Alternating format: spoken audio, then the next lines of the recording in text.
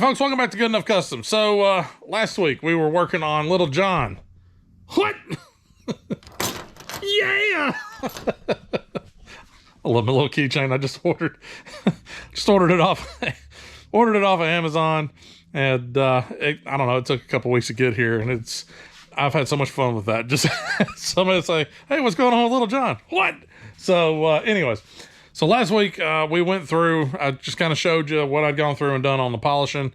I'd completed a wet sand and a high-speed buff, and then a DA buff, and then we put some wax on it, and this thing shined up like a new penny, so it looked really, really good. Well, now it's been sitting out baking in the sun, and we're getting a little splotchy back here on the non-clear coat paint. So here's my clear paint.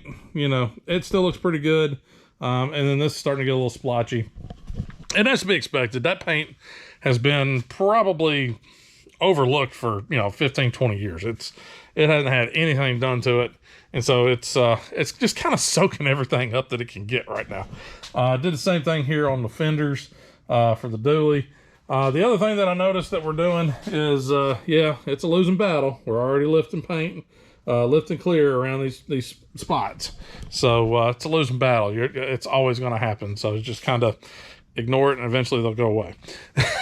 So we're not worried about paint and shiny and all that other crap this week. This week we were all about trying to get Little John lower.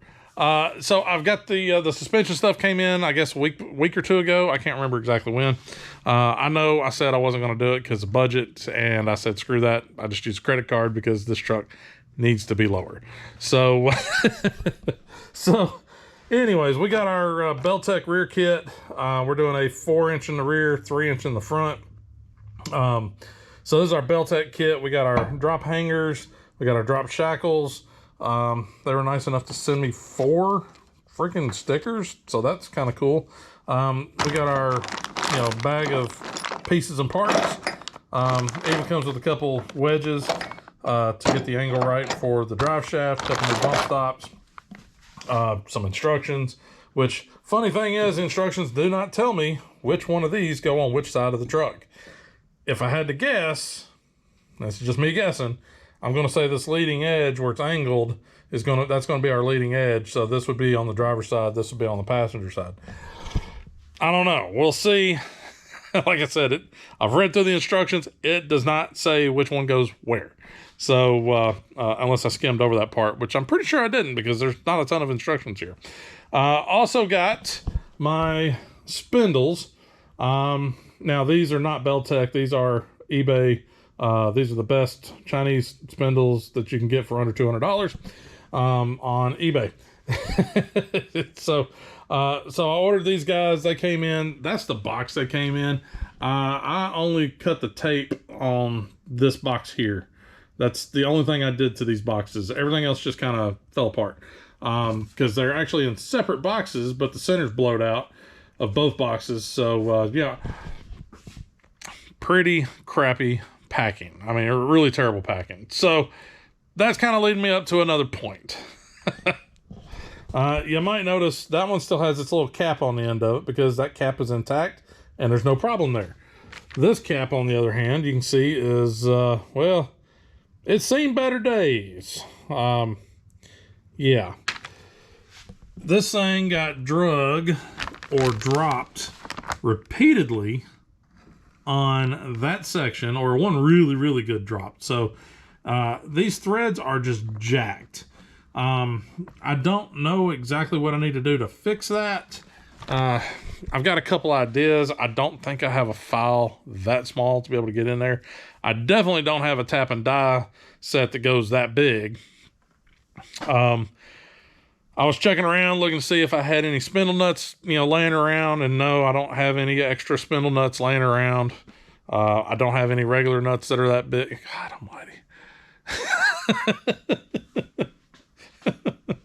No, I don't have nuts that big. Anyways, moving on. But I don't have anything that's big enough to get over here to try and clean these threads up. I mean, and they are, God almighty, they are boogered.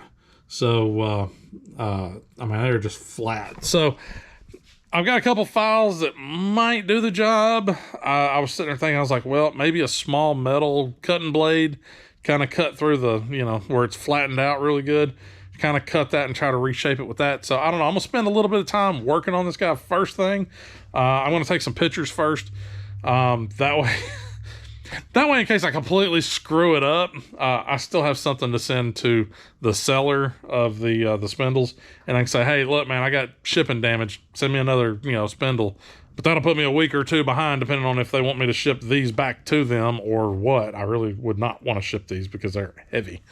Beyond all that, I've also got new upper control arms with new ball joints, new control arm bushings, and lowers with new ball joints and new bushings, you know, the works. So all this stuff was around $800, maybe $850, something like that.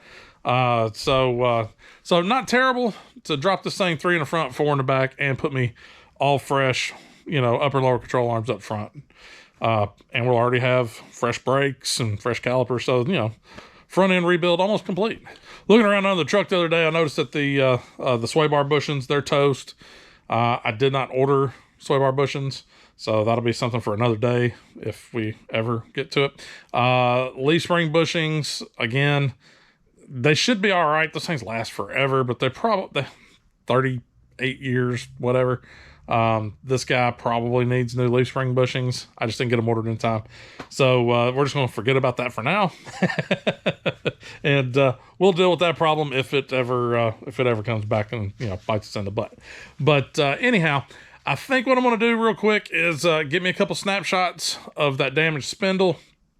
I'll bring over here to the workbench and see if I can't figure out a way to clean those threads up. And, once I get all that done, I'll check back in with you.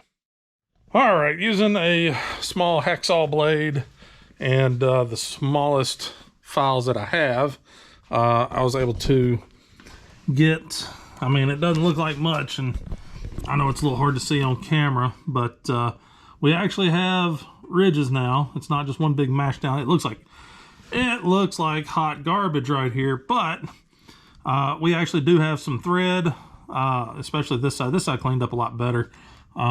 But we actually have some thread now right in here.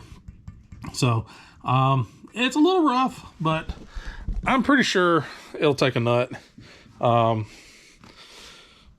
one way to find out. So I'm not 100% sure which side to start on or which end to start on, front or rear. That spindle nut is kind of, well, it's kind of important. If that thing's screwed up, then, you know, that kind of puts a halt on everything. I'm pretty confident that it'll take a nut though. So, we may go ahead and start on the front, cause that's the easier part. It's just pulling a knuckle, pulling the control arms, you know, disassembling all the brakes, all the stuff we've already done. And then pulling the control arms off, putting the new stuff on, greasing everything and slapping it all back together. So, we may start on the front and then come to the rear later. Because the rear's a little bit more involved. There's some cutting you got to do. You got rivets to knock off. You got some bed floor supports to cut out. And you're dealing with this freaking leaf springs and all that. So I'm thinking I'm gonna hold off on the rear end and do it last, mainly because that's the part I'm not really looking forward to.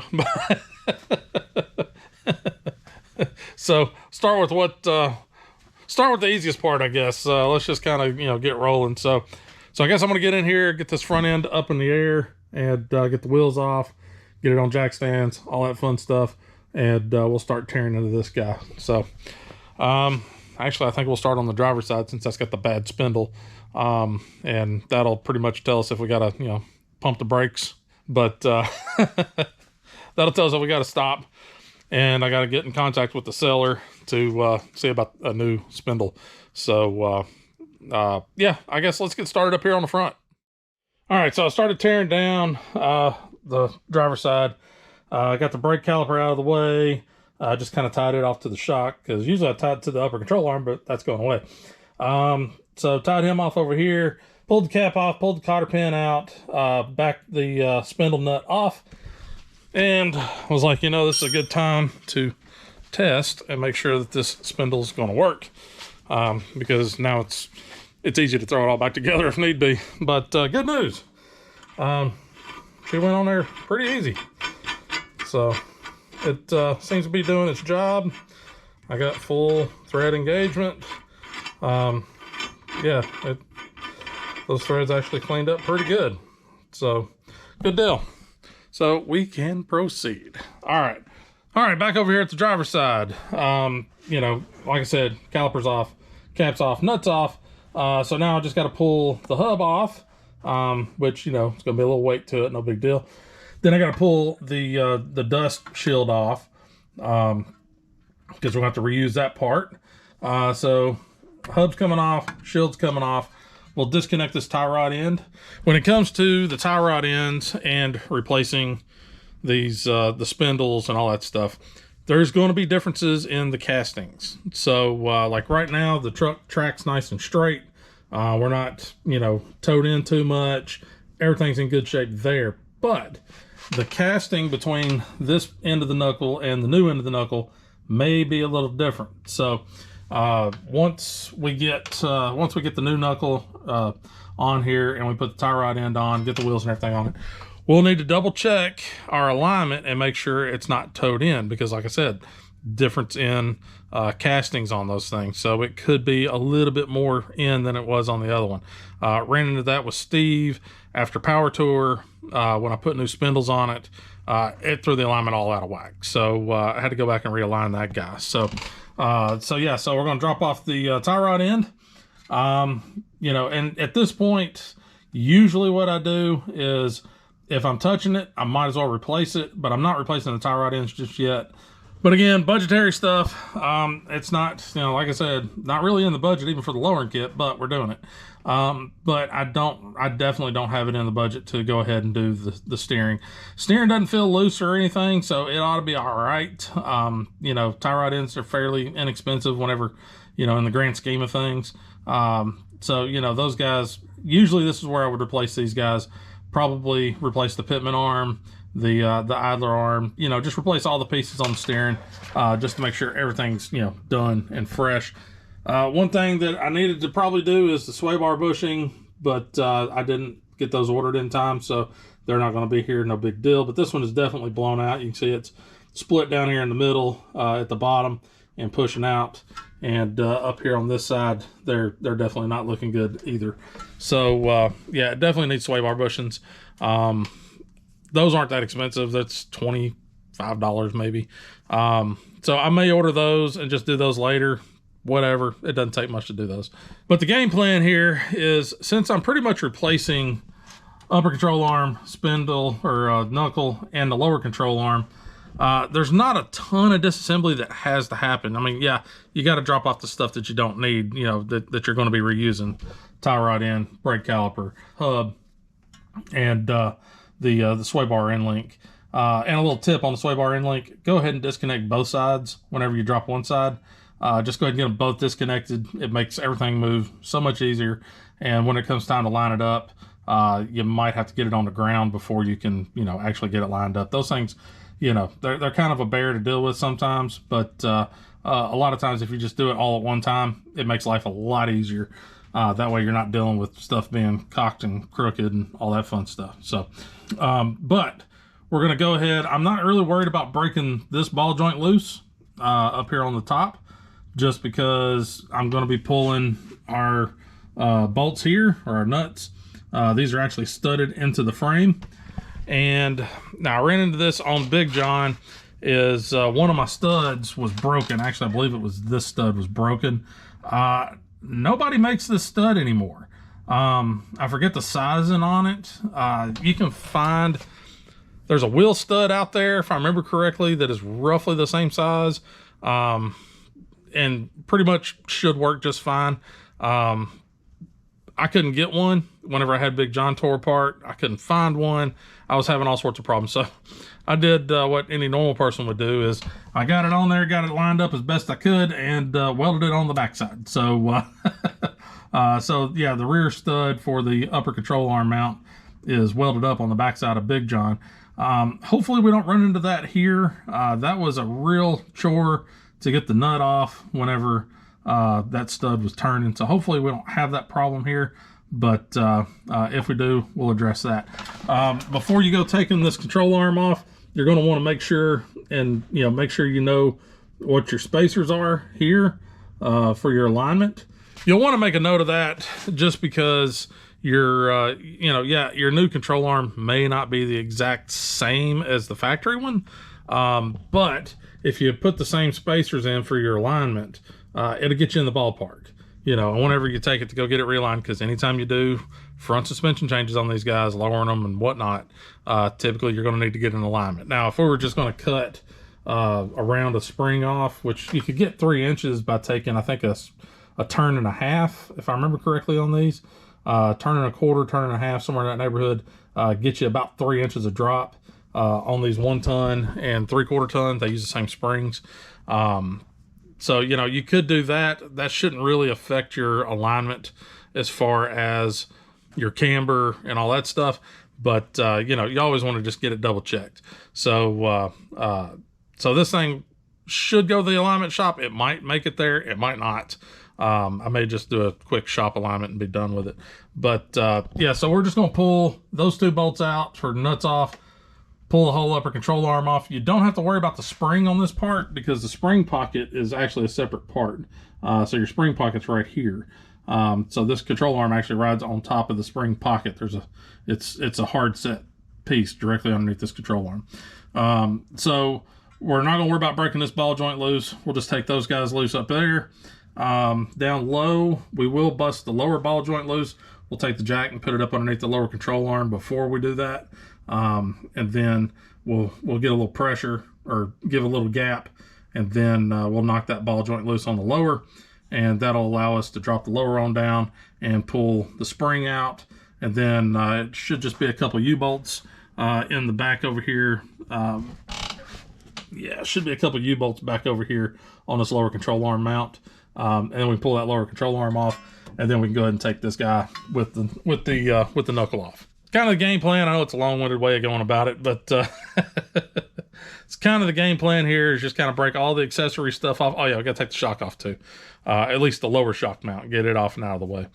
But we'll get all that stuff taken off, and then we'll get into the good stuff. So I'm not going to bore y'all with me taking, cotter pin and nut, 2 bolts, 1 bolt, and sliding this guy off. That's simple stuff. So I'm going to skip over that, and then I'll rejoin y'all guys once it gets time to actually start breaking this front end down. Alrighty, so I got everything disconnected. Sway bars dropped off, tire rod ends off, lower shock mounts off, of course brake calipers off.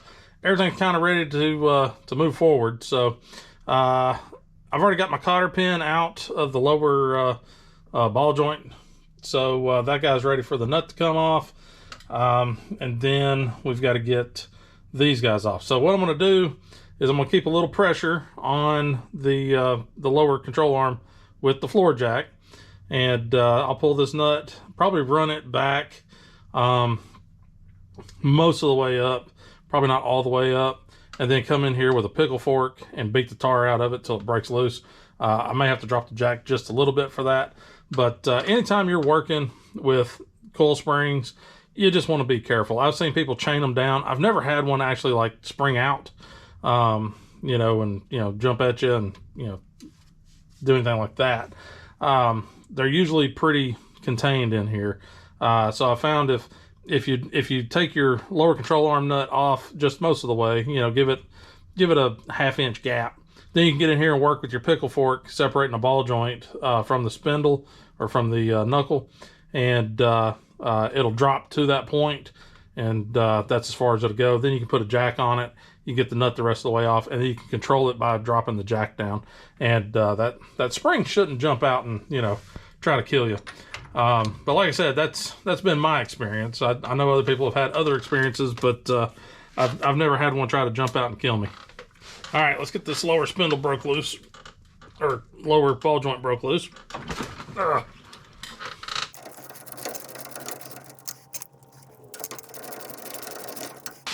Now we're going to drop the jack down just a little bit. And now you can get your pickle fork jammed in here, and you can work out any pent up aggression and anger that you have by beating the crap out of the pickle fork. There we go.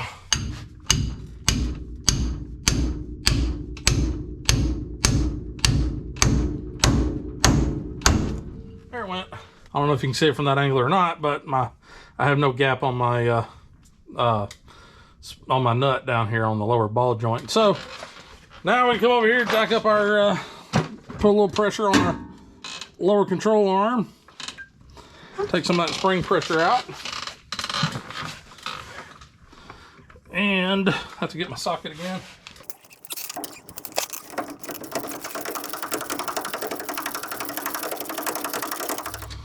I was wondering why that was taking so long. Turns out the ball joint is spinning, not able to get the nut to turn. Some of these are really nice, and they'll have like, and not so much on the factory style, but on your aftermarkets a lot of times, they'll have a little Allen key up here, and you can drop an Allen wrench in to keep it from spinning in case it starts doing that. We do not have that luxury right now, so best I can do is try to clean these threads out a little bit, minimize my resistance on the thread side. All right, spinning ball joints, it's so much fun.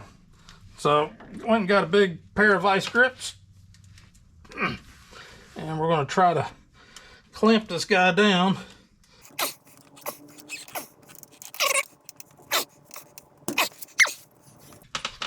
And let's see if that helps. Also sprayed it with a little bit of penetrant. See if that takes care of it. Yep, that did it. Good deal. Wow, that lower ball joint was trash. Yeah, ball joints should not be able to do this. That thing's pretty blown out. So now all that's left to do is to lower the lower control arm on down to basically unload the weapon of mass destruction here. And we can swing this lower control arm out, and that'll take all that pressure off that spring, and then we can pull the spring out. And then we can go about pulling this upper control arm off. So let me drop this jack slowly and from a distance.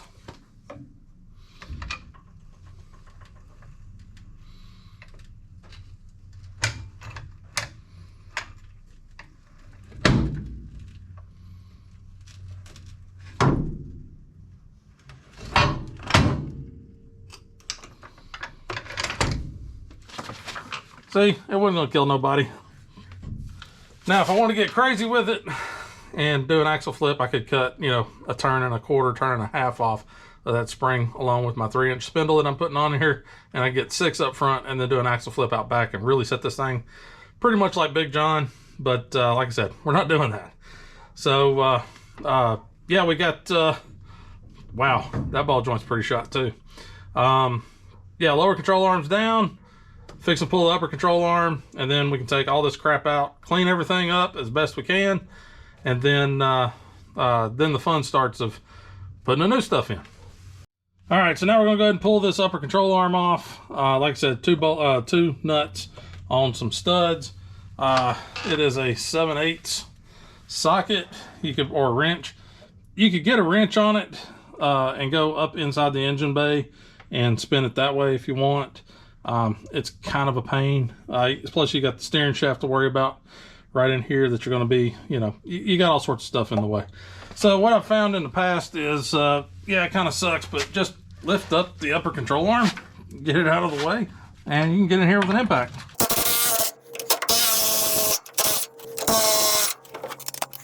And then you just pull her on out. All right, now that we've got most everything out of the way, this thing's extremely grimy. Got a couple more dauber nests in here. So I'm gonna get a scraper out. I'm gonna scrape this thing up. We've got a giant abundance of old grease back in here, mixed with some wonderful road grime and stuff. So I'm gonna clean all this up, just because it's one of those sensuous things. since I'm here, I might as well. So I'll go ahead and scrape this guy off, scrape all this stuff down, and get it cleaned up looking pretty decent. And then we still got to drop the U-bolts off the lower control arm and get that out of the way. But we'll work on that here in just a few minutes. But first, I'm gonna clean all this crap up. Alrighty, so got that stuff cleaned up underneath. Right now I'm soaking soaking the nuts. They're so grimy and dirty. God, this is not coming out well. Soaking the U-bolt nuts. There we go. Letting those guys, try to clean them up a little bit because they're just caked. So they're soaking right now, and I'm fixing to go over there and scrub those guys and get them all shined up nice and clean. I got the U-bolts cleaned up, but figured just kind of walk over here and show you old stuff, new stuff, and just kind of go over a couple things. You have a bump stop here, and technically you can move that bump stop right over here. Shouldn't be any reason why you can't reuse that bump stop unless it's just super rotted.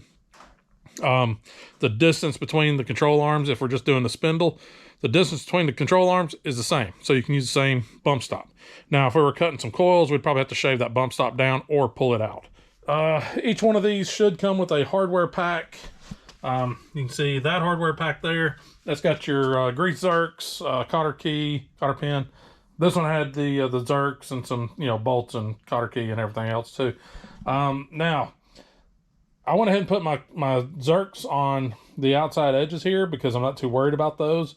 But the one that goes on this ball joint for the lower control arm, that guy I'm waiting because I'm going to have it sitting on the ground. I don't want to risk busting that zerk off and then having to go through and try to get the broken zerk out and then put a new one in, maybe booger up threads, have to retap. I don't want to deal with all that. So we're going to leave that guy out for now. Once we get everything put together, we'll put the zerk in, and then we got to grease everything.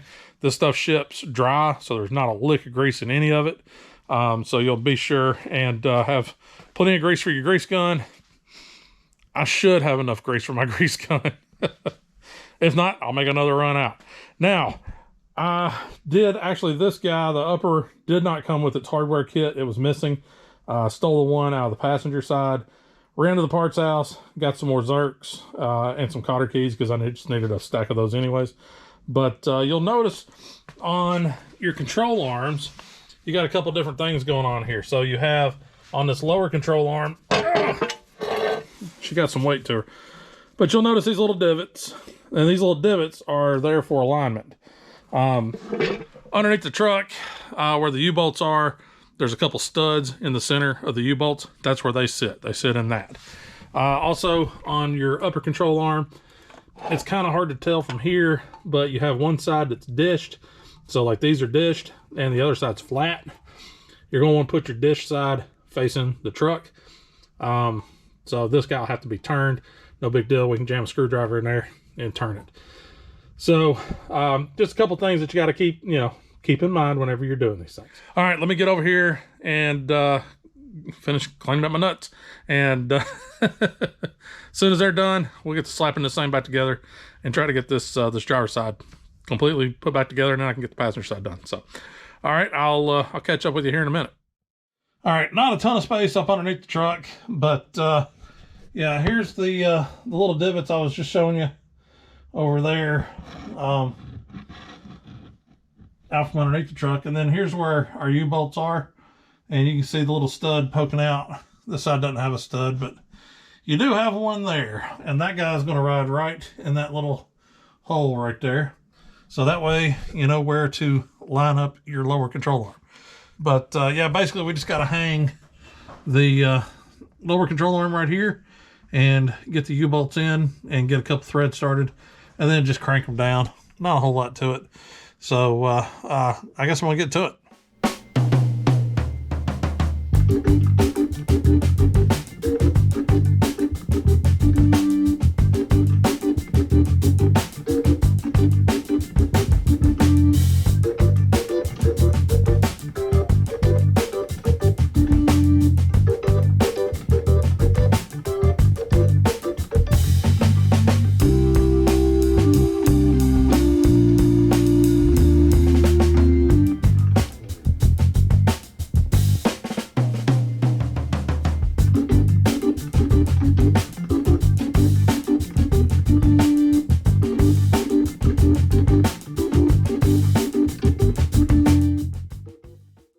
All right then. Well, lower control arm is now bolted in.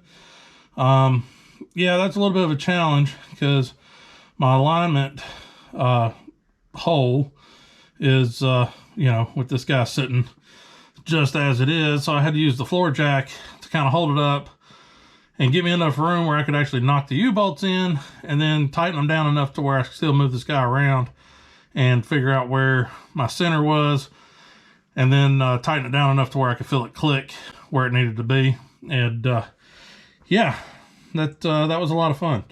So so that's all snugged down. That's all ready to go. So I guess I'm gonna get over here, reposition this jack, and go ahead and get the upper control arm on there, and get the spindle out and get it kind of ready to go, and then we'll move on. So I'll see you over there.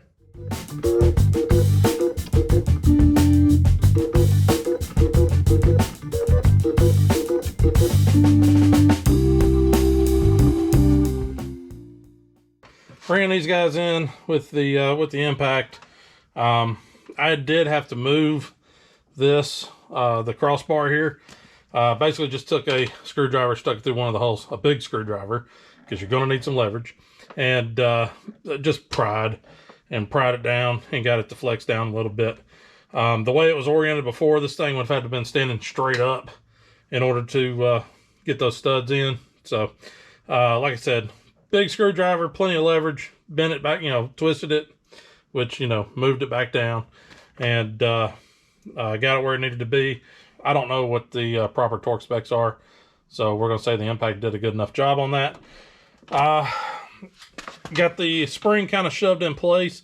Now, the spring, the spring can be clocked, and that's going to mess your ride up if the spring's not clocked correctly. So, up in here, I can't really show a video of it, but up in here, you can feel with your fingers, and you can feel where the tighter coil sits, basically dead center.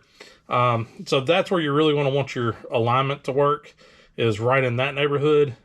Not too terribly worried about what's going on down here in the lower pocket, but up here in the top, that's where you want to make sure you got it clocked right and put in the right spot, so that way the spring seats where it's supposed to be. If it's not seated where it needs to be, it could affect your ride, could affect the handling. You may, like I did this on Steve when I first lowered him. So I had a problem with Steve when I first lowered him with springs. I didn't have them clocked right, and driver's side sat about a 1/2 inch, 3/4 inch higher than the passenger side. And it always bugged the crap out of me. And one day on the way home from work, I hit a really hard bridge transition. I heard a loud thud, and everything kind of felt settled all of a sudden. And it was a couple days later I realized, I was like, oh, the spring got knocked back in the pocket where it's supposed to be. Well, cool, that fixed itself. Awesome. So yeah, it can cause a few different issues if you don't get the spring clocked correctly. So I'm going to verify that it's the upper pocket, it's where it needs to live up there. And like I said, not as important on the lower pocket, but they should kind of line up, unless you cut the spring. If you cut the spring, you're going to be cutting off the bottom, I would hope.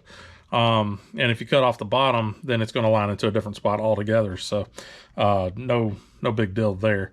But yeah, just make sure that upper pocket's lined up where it needs to be. So, all right, let's see if we can't get this guy set where he needs to be, and then maybe we can get a spindle dropped on here and get this thing reassembled.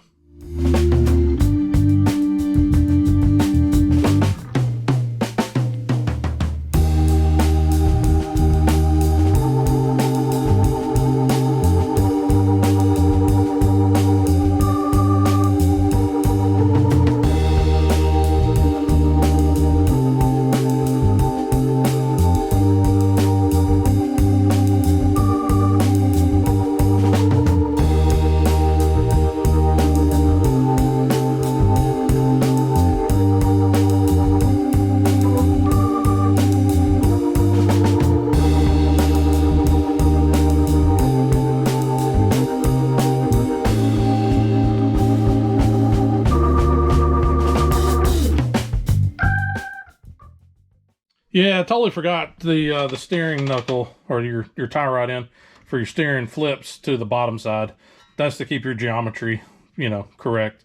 So yeah, that was, I forgot about that. So yeah, just took it out a half turn and got him bolted up. Everything's good to go there.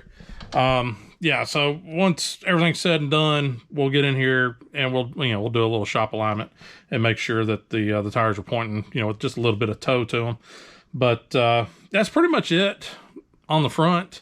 The upper control arm was really a nightmare to try to get down.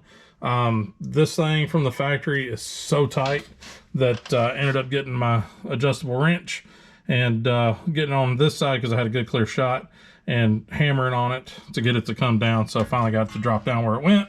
And then when I was jacking up the lower control arm so we could get the upper ball joint to meet and mount, the spring wasn't quite in the right spot, but it did go to the right spot. It ended up, I heard a big clunk and it jumped right where it needed to be.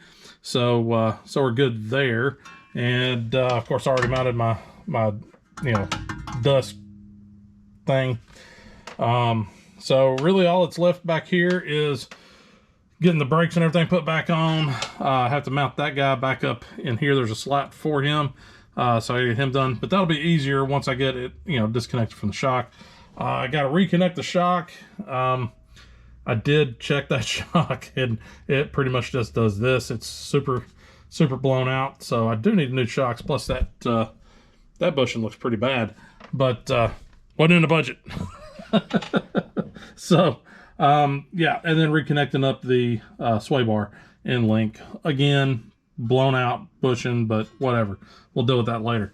Yeah, it looks kind of cool having everything fresh in here with filthy springs, but whatever, I'm not too worried about it. I could have cleaned them up and shot them with some paint, but I mean, it won't be very long and they'll get all filthy under here anyway, so who cares. But yeah, just need to grease up the spindle, put the hub back on, I can put the brake back on, and we'll be moving right along. So my battery is flashing red, so it's about to die. I've got my other battery inside on charge, so I can run in there and get that, and then I'll set the camera back up and finish filming, putting this thing back together, and we'll be 3 inches lower up front, at least on the driver's side. So all right, I'll be back in a minute. All right, so I haven't gotten much further since I stopped, since the battery died. It's always something. So since we have changed where the center line of the spindle lives, that means we've also changed the center line where the brake caliper lives. It's now up a little bit where it used to be down. So the problem I'm running into now, and I totally forgot about this, I mean, it has been a few years, is right here where our ball joint bolts up. It occupies this space. Well, the brake line, which coming off the caliper is a hard line for, I don't know, about 2 or 3 inches. They want to occupy the same space. So it's always something. So if I remember correctly, what I did with Big John was I ended up tweaking on the hard line that attaches into the brake caliper. I'm trying to remember how exactly I did that. I want to say I pulled the brake line off and just used a couple of box wrenches and just slowly and very carefully tweaked. But yeah, they are literally lining right up, just dead up with each other. Let's see if I can't do this one-handed. This caliper's kind of heavy. But when I get it in there, you can see it's yeah, it's there's the bottom of my ball joint nut or bolt, and literally on top of it is the brake line. So I should be able to flare it back towards the rotor and clear that. Then it becomes okay, what happens whenever I'm turning, all that fun stuff. But once it's set, it should be okay. We'll have to see. I may need to just flare it down. That I'm thinking that's probably going to be my better route, is just kind of bend it down a little bit. to where it doesn't touch that. And that way, as it gets turned, I don't have to worry about it, you know, grabbing that. I really don't want my front brakes going out. So now's the really difficult task of, I really don't want to bleed the brakes, so I don't want to take the freaking caliper back off or take the brake line off the caliper. But I may have to in order to get that line bent the way it needs to go. Because just operating with this is it's just a pain in the butt. I could probably go ahead and loosen this bolt up and take this back off. That'll give me a little bit extra room to maneuver and do. But yeah, it's a little tight in there, trying to figure out exactly where it needs to go and where it needs to live. So I'm gonna monkey around with this just a little bit and see what I can't come up with. But I'm pretty well done over here on the driver's side. Only thing left to really hook up is, you know, obviously brake caliper. But just got to get the sway bar end link back on, which, to be honest, it's in such bad shape. I'm kind of questioning whether I should put it back on there. Or just kind of go without for now. I'll go ahead and throw it on there for now. But that's in really bad shape. The shock is so bad that I'm seriously considering going ahead and just putting the money in and replacing the shocks, because that's got some killer rebound to it. Yep. Look at her go. But that may get swapped out. That may wait. Just put it on here for now as is. So I'm gonna go over here and work on this, and I'll check back in with you here in just a little bit. Hopefully I can get a pretty good solution going for this, and this will go back together pretty easy. So, all right, we'll see you here in a bit. All right, folks, I'm back. It's actually a week later. I've only got the driver's side mostly done. So last week, going over everything, going through this front end, driver's side, I had almost everything done, and wasn't really paying attention to the time. And before you know it, I was out here for like 11 hours, just dinking around over here on the driver's side. And I was like, where did all that time go? It wasn't that difficult. So I started kind of replaying the day through my head and discovered that I wasn't super motivated last week to get this stuff done. I don't know why. Just I wasn't feeling it. So, which totally bled through on my productivity for the day. Just everything was just a slow crawl. So, came out here this morning. As you can tell, I've already been working. I did go ahead. I bit the bullet and said, screw it, I need them. So I went ahead and ordered new shocks, and at least the lower control arm sway bar bushing. So I got the lower control arm sway bar bushings ordered, here. I got a new Monroe gas shock on here for the front. Since we're not really altering the geometry here, a factory shock works just fine. And from what I've been told, even if you were to cut the coil and take another 3 inches out, the factory shock should still should be fine. So it's got plenty of travel, plenty of give to be able to do whatever it needs to do. So only thing lacking on this side is hooking up the sway bar end link. Like I said, it's easier to deal with the sway bar when both sides are loose. I still haven't even taken the other side apart. I hadn't even taken the wheel off on the passenger side. So I'm fixing to go over there and knock out the passenger side. Hopefully get that done really quick. I'm feeling a little bit more motivated today. So maybe I can get the passenger side done in a normal amount of time, being, a couple, 3 hours maybe, barring any real issues.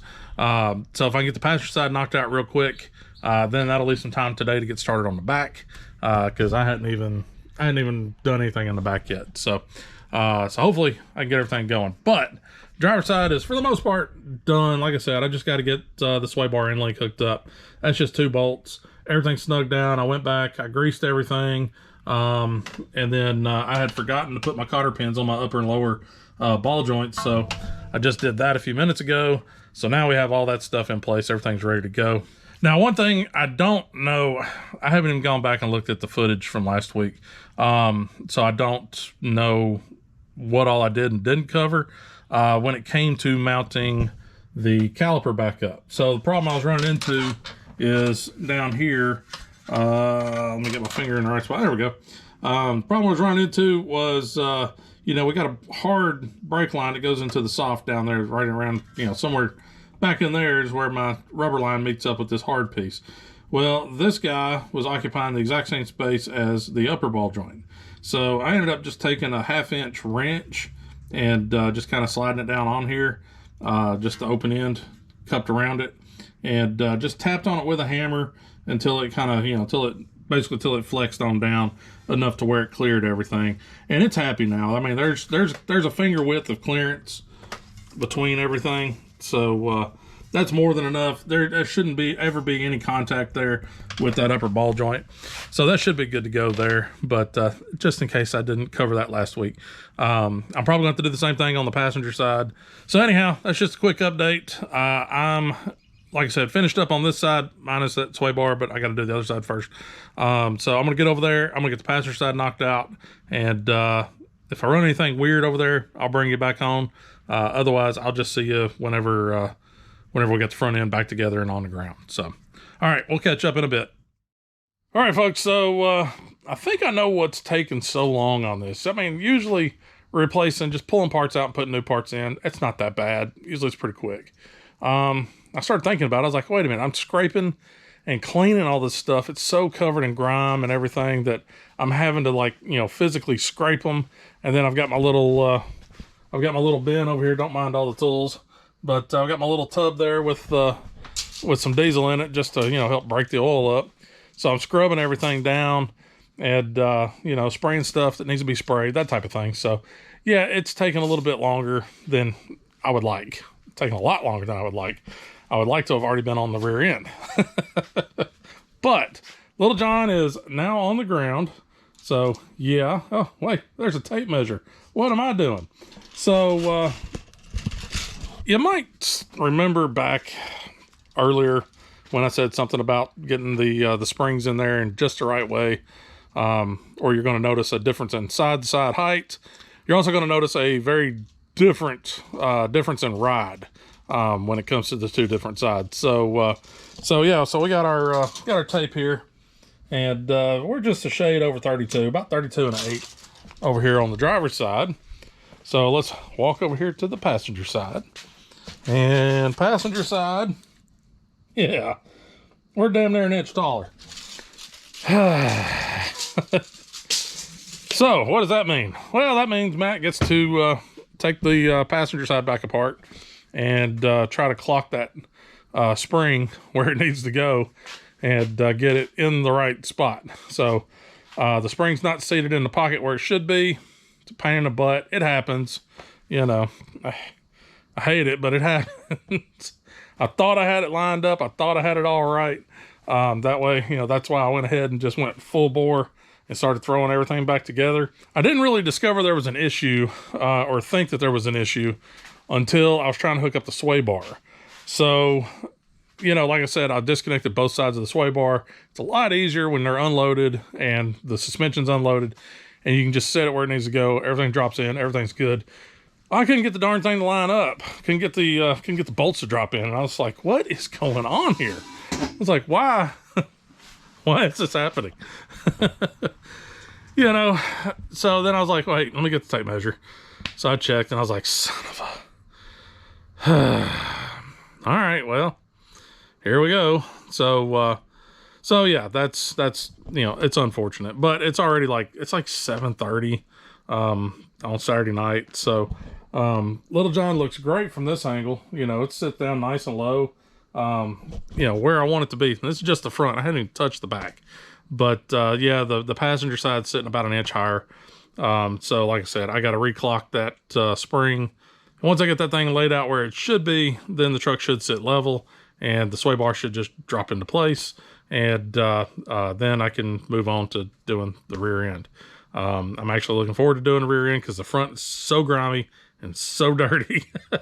So I'll probably just knock that out in the morning and try to get that side, the passenger side, tore back down and get that spring, you know, sorted out and get it clocked where it should be. And then put it all back together and then get the tape measure out and make sure we're in the right spot again. So, all right, so I'm going to call it a night.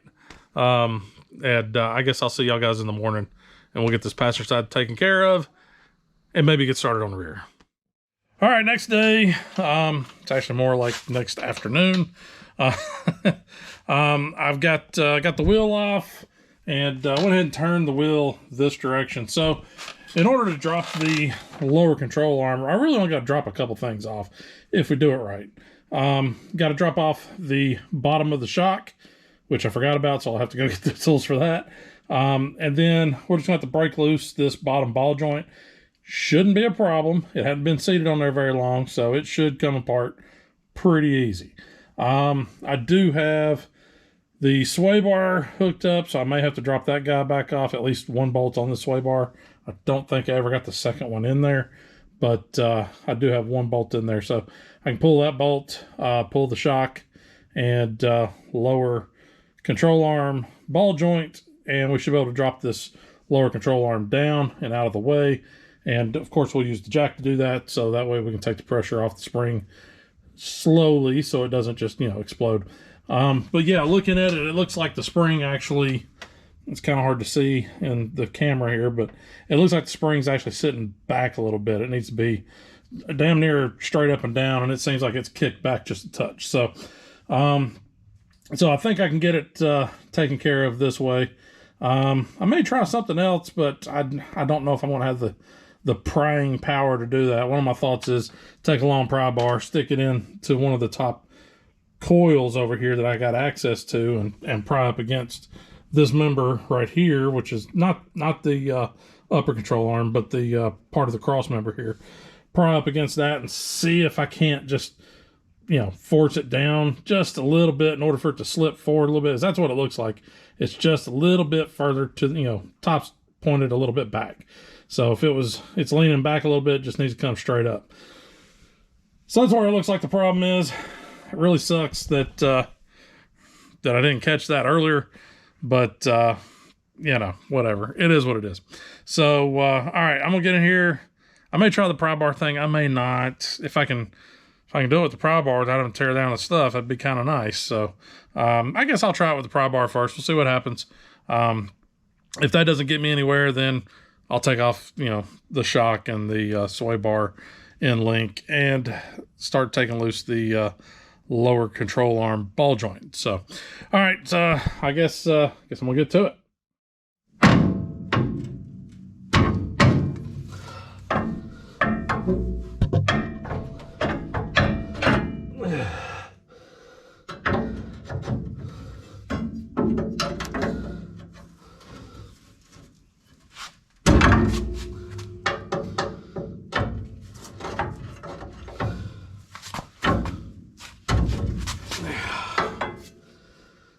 No. Can't get a good hook in on that, it looks like.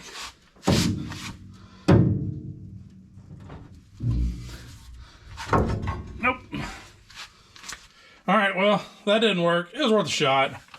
So, no big deal there. Just cost me a couple minutes of time. So, make sure I didn't kill that rubber line. So, yeah, I'll drop off the sway bar link and the lower shock mount, and then we'll get this lower control arm ball joint broke loose. Sway bar's been disconnected, lower shock mount's disconnected. I got the cotter pin out of this lower control arm. I went ahead and started loosening it up, and it felt like it was already pulling from the lower control arm.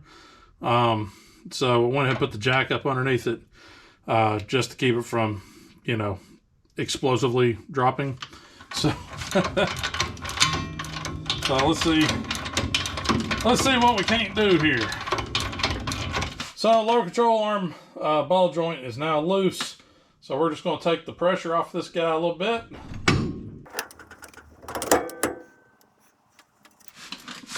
And let's see if we can't move this spring. Nope, still too much pressure. This guy should be, yeah, there he goes. All right, so he is loose.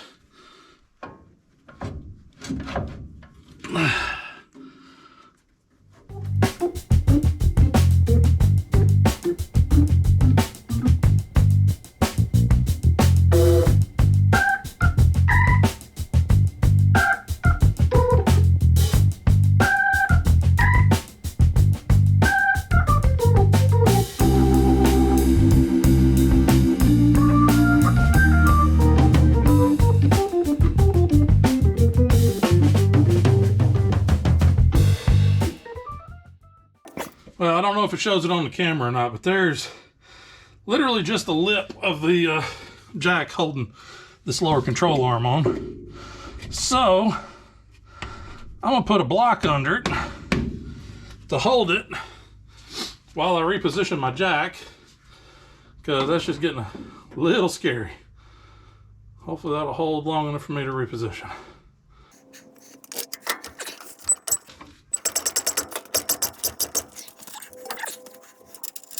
Okay, now that I got the upper and lower rejoined, I can take the weight off of it. The spring still isn't exactly where it needs to live, but if I take this pressure off, that should, as long as it's pretty close, it should snap where it needs to go. So let's drop some pressure, make sure I don't miss my jack stands.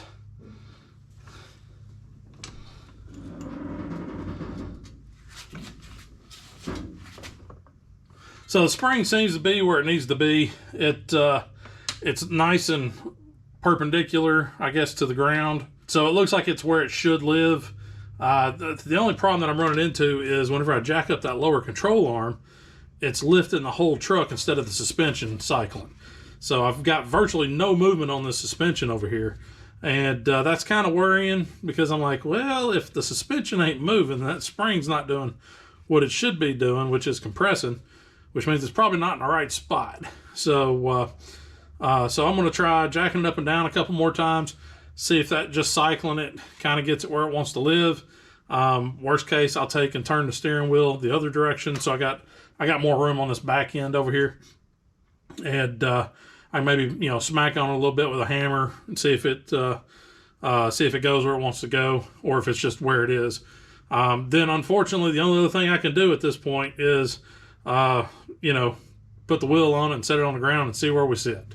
So I think what we'll do real quick is I'll snug up this lower control arm ball joint, go ahead and get that snugged up. I'm not going to put the cotter pin in just yet, just because if I have to take it back apart. So we'll let me get that snugged up, and then we'll cycle it a couple of times and see where we are after that. Hey, that may have done it. She sung for me. All right, well, that appears to have done it. Cycled it a couple times. I don't know if you can see it very well on camera, but the suspension was not moving. It was just lifting the whole side of the truck. I was watching on my jack stand. I was seeing a gap, a couple 3-inch gap there whenever I was jacking this up.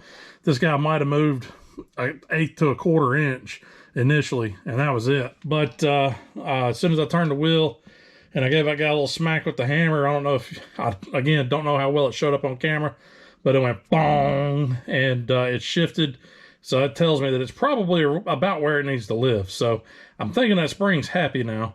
And then once I did that, I came over here, jacked the thing up a little bit, and I could see it was still lifting the whole truck up off the jack stand over here.